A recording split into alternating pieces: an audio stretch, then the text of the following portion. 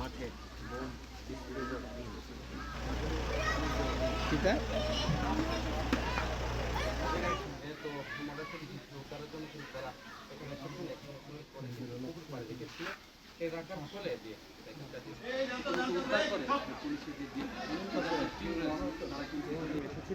তারা কিন্তু রওনা দিয়েছে।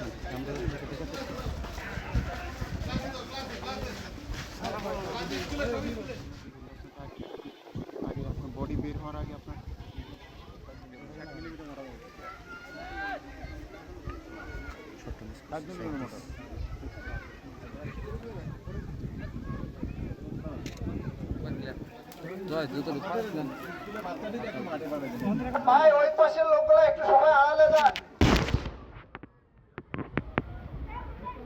উদ্ধারকৃত যেই মর্টার শেলটা আছে এটা নিষ্ক্রিয় করার জন্য।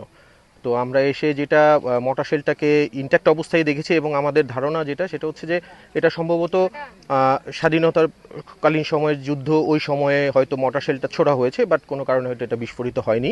তো আমরা আজকে একটা সেফ প্লেসে অত্যন্ত সতর্কতা অবলম্বন করে এবং আমাদের যেই সেফটি প্রিকশন যা যা নেওয়া দরকার সেইভাবেই আমরা অত্যন্ত দক্ষতার সাথেই বলতে পারি যে এই যে মর্টার শেলটা ছিল সেটা আমরা নিষ্ক্রিয় করতে সক্ষম হয়েছি।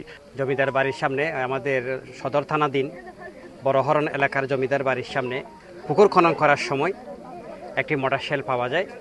মর্টার শেল পাওয়ার পরপরই আমাদের পুলিশের নিরাপত্তার যে বিষয়টা সে বিষয়টা আমাদের মাননীয় পুলিশ সুপার মহোদয় অত্যন্ত দক্ষতার সহিত আমাদের এখানে পুলিশ মোতায়েন করা হয়েছে এবং এখনও পর্যন্ত আমাদের পুলিশ মোতায়েন আছে।